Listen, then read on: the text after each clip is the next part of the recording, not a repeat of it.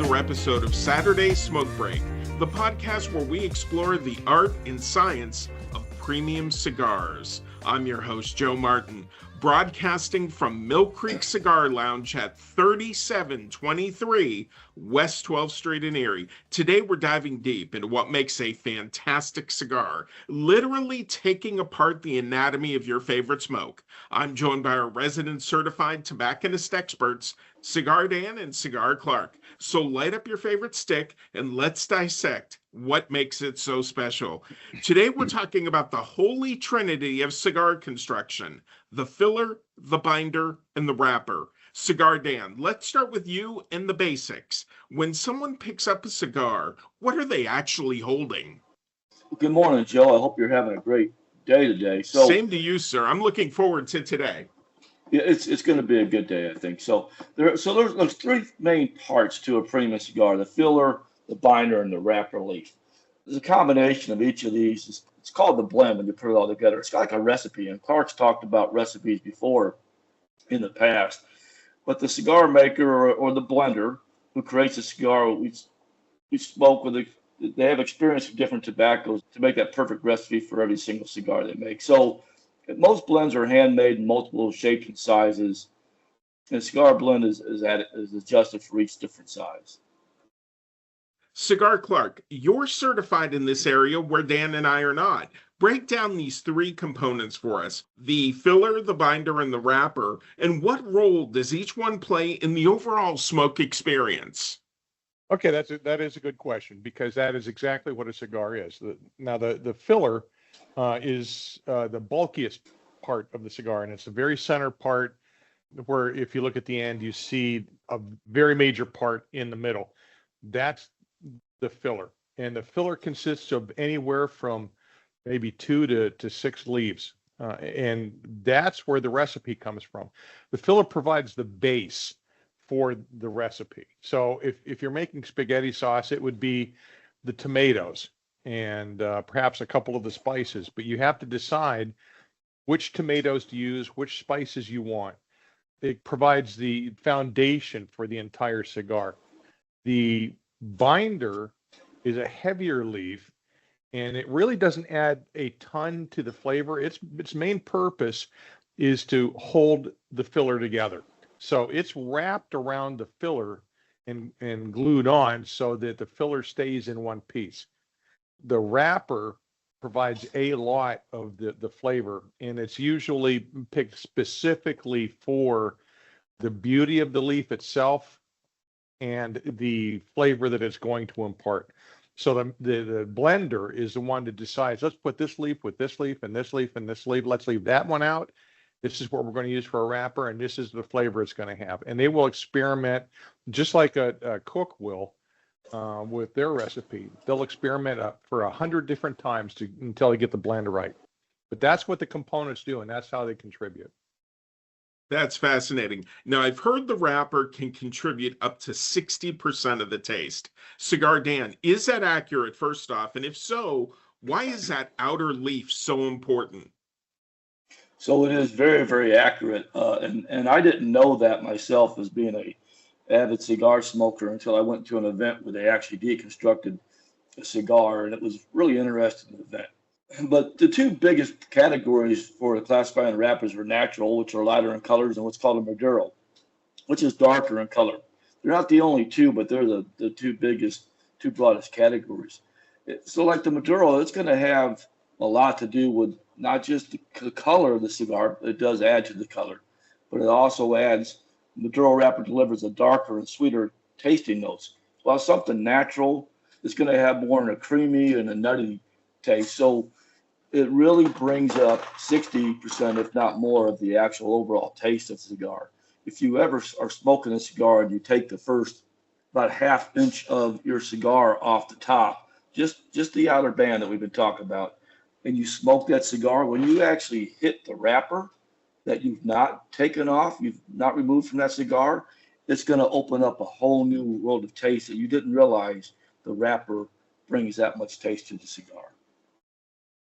So, Cigar Clark, that begs the question then, when someone says they prefer a Connecticut wrapper versus a Maduro wrapper, they're really talking about a major flavor difference, aren't they? Yeah, they actually are. The Connecticut wrapper actually is uh, tends to be a milder flavor, where the Maduro tends to be a little bit heavier, but not necessarily stronger. Those are two different things. But it actually a Maduro leaf is aged longer, so it actually is a sweeter flavor than perhaps a Connecticut or a lighter leaf. It used to be that if you would look at a cigar and you found a very dark wrapper or a very dark cigar by looking at it, that it's going to be an awfully strong cigar. But that's not the case. You can have a very strong cigar with a light wrapper. You just have to know what it is you're looking for. But the Connecticut wrapper does impart a different flavor than the Maduro.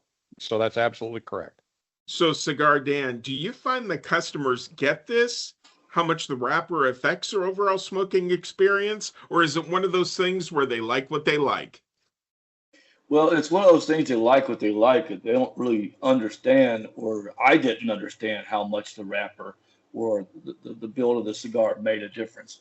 So it is a big surprise to them once they get into the cigar world and you know, we sit around the shops, we have conversations, and a lot of times the conversation leads to different smoking techniques or cutting techniques. But one thing we talk about a lot is what's in the cigar.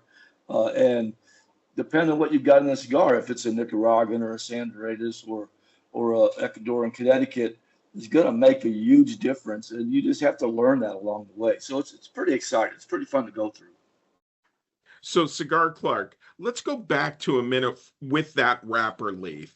You mentioned it's got to be pristine. What makes a leaf wrapper worthy versus one that gets rejected? Well, it goes through a number of different processes before it gets to the point where they actually use the thing. And each step of the way, this particular leaf might be rejected. That particular leaf might be rejected. It could be anything. I mean, like the size of the veins. It might have way too many veins to be useful. So then they're going to use it in a different way. They could actually use that as a binder leaf instead of the wrapper leaf. It might be that unfortunately some bugs got to it, so there's holes in it. It might be too fragile; it's going to tear. So these guys are experts, and women are they're experts when they put these cigars together. So they can tell just by looking at the leaf, this isn't going to work. But it's usually a combination of factors. If you look at a cigar, it's actually a work of art. I mean, the leaf itself is a beautiful shade. It's a beautiful color. There's no holes in it. There's nothing patched up on it. There's even the veining is fine and not really well defined. So those are a few of the things, anyways, that could get a leaf knocked out from being a wrapper leaf. So, Cigar Dan, is veining a bad thing, or is there a difference between acceptable and a problematic veining? Normally, they are removed prior to the construction of the cigar. The neat thing about cigars that people don't really always understand is they're a 100% natural product. They're 100% made by hand. There's not a lot of machines involved in the cigar world. From the time they're planted as a seed to the time they're planted in the field, the time they're harvested and they're taken care of and they're taken into the warehouses. They're allowed to, you know, they got to ferment for a certain amount of time they get to go to the rolling tables and they're rolled by hands. There's a lot of hands involved in cigars, and that's something we'll talk about maybe in a future podcast about the amount of people involved in it. But normally, if it's really the veins, they'll be hand removed out of the way. Small veins aren't really going to make a big difference. Small veins really doesn't make a big change in the taste of the cigars, but they can be problematic if they're left in the wrong place and they don't look good. So they try to remove them as much as they can. You're tuned into the Saturday Smoke Break podcast with Cigar Dan and Cigar Clark, owners of Millcreek Cigar Lounge. Visit them at 3723 West 12th Street in Erie. Now let's talk about the binder, the middle child of cigar construction. Cigar Dan, can you explain what the binder does and why it's so crucial? Yeah, so this is just under the wrapper leaf is where they find the binder at. This is part of the cigar that encases the filler tobacco that Clark was talking about earlier. The binder serves as a conduit for a smooth, consistent burn. The binder maintains the cigar structure. A lot of cigars are rolled with a single binder leaf, you know, and others are crafted with two binder leaves.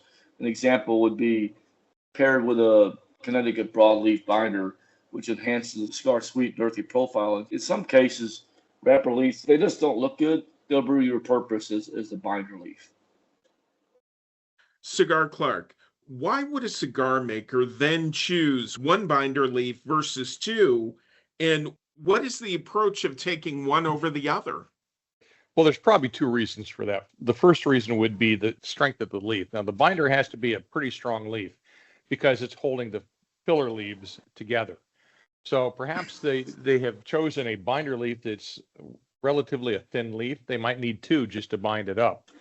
And if the leaf is strong enough to do it on its own, that's the only one that they'll need. The second thing is, again, the flavor profile. Now, the binder, you called it the middle part of the cigar itself, and it's actually kind of like the middle child, often forgotten and overlooked. It really doesn't do a ton for the cigar except hold the filler together, but it does add flavor.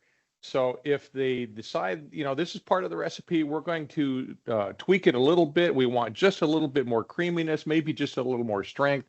They can add a binder leaf to it. So that's the two reasons that they would use one versus two or two versus one. Finally, let's get to that filler, Cigar Clark. How does filler tobacco enhance the wrapper flavor? How does filler tobacco enhance the wrapper's flavor? It's how they interact. Again, I always go back to spaghetti sauce because everybody, especially in the Erie area, has had multiple spaghetti recipes through their lifetime. And some of them you've really, really liked, and some of them you really, really haven't. And that's just the whole thing. How does this particular tomato interact with that spice versus this tomato? Maybe I should try two different types of tomatoes, and I'm going to do this, and I'm going to do that. And it's the same thing with the cigars. So the filler is going to interact with the wrapper just in terms of how the smoke combines and what the flavor profile tends to be. The master blenders are going to know all of that, and that's what they're going to look for. If my wife were to say to me, I'm going to put a little more oregano in a spaghetti sauce, that means nothing to me. All I know is I either like it or I don't. But she's the cook. So if she tries that too and it turns out great, so be it. If it turns out not so great, well, let's not do that next time. And that's what the master blenders do with the cigars. Cigar Dan, are we talking about multiple different tobaccos in that filler, or is it typically just one type? That's a really good question. There's two main categories of the cigar fillers. They're long fillers and they're short filler tobaccos. The difference is long filler contains the full leaf running through the entire length of the cigar, so it really holds the cigar together. Those leaves, they typically come from a higher grade tobacco plant, and they provide a more consistent draw throughout the entire cigar, so it burns evenly and it doesn't go crazy on you. Short fillers, on the other hand, contain chopped up pieces of stem and from lower grade plants. If you just use the shorter filler, it's going to lead to a very uneven burn rate. That's why you got to add the long filler. However, to Clark Point, short fillers, they can add more complex flavors than their longer counterpoints. So as you add the short fillers, you're kind of putting a little bit of salt into, a little bit of pepper in, and you're just kind of bringing your recipe up and making the cigar taste better overall. Speaking of great blends, let's talk about the cigar of the month at Millcreek Cigar Lounge. Cigar Clark, what are you featuring this month, and how does it showcase these three components we've been talking about? Okay, so we've got two cigars and a to it for a beer, the Black Monk. So that's the special for July, and it's any combination of these two cigars. The two cigars are the Aroma de Cuba, Connecticut, or the Aroma de Cuba Natural Immensa. And those are the two cigars that we offer up with our special this month. Dan, do you want to talk about what those cigars are like? So yeah, they're both actually. One's a lighter, one's a darker cigar. Again, we try to make sure everybody has something they like. You can get two of the lighter ones, two of the darker ones, or one each.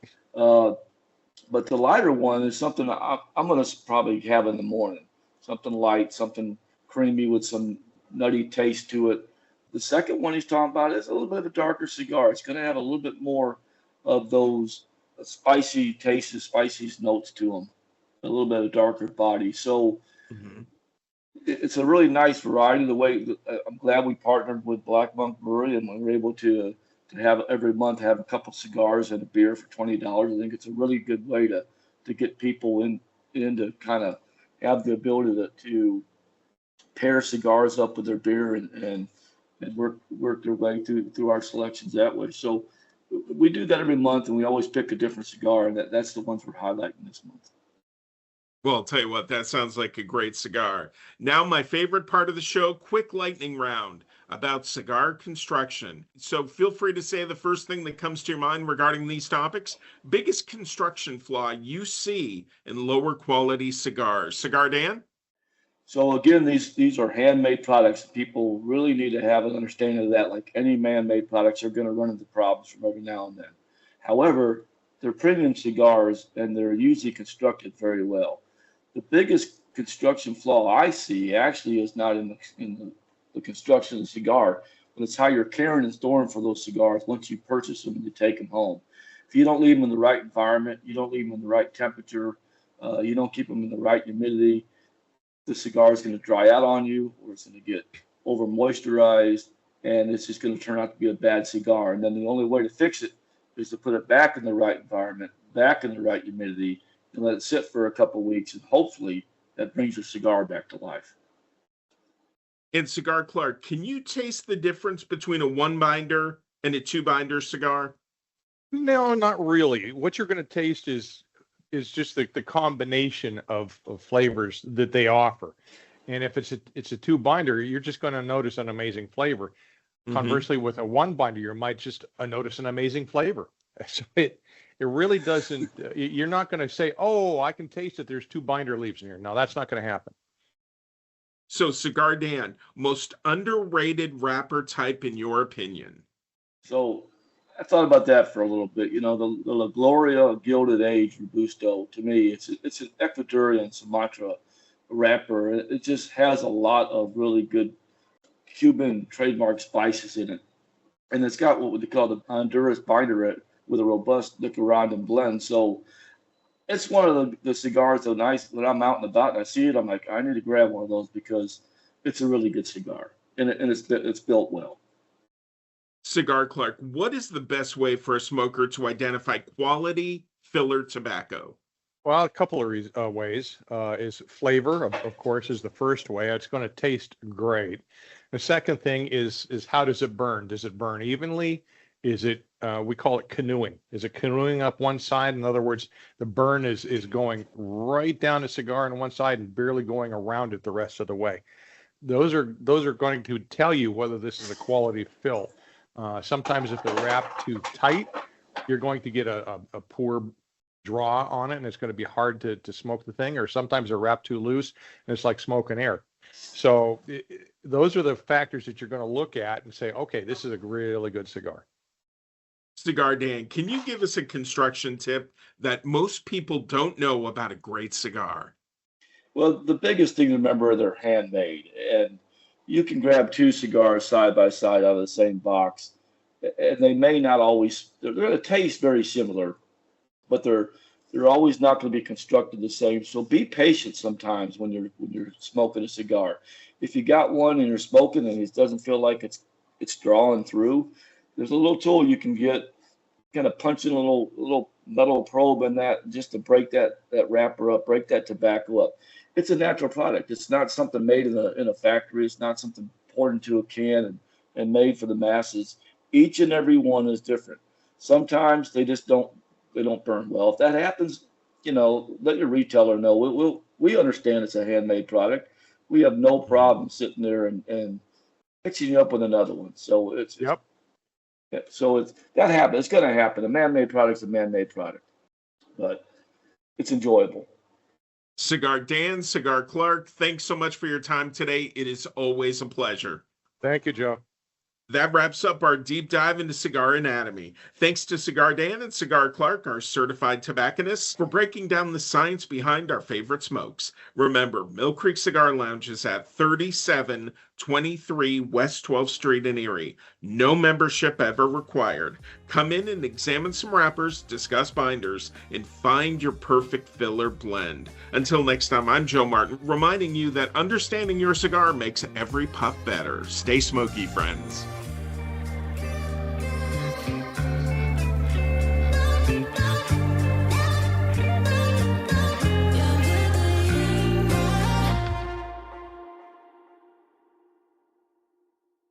Surgeon General warning: tobacco use increases the risk of infertility, stillbirth, and low birth weight.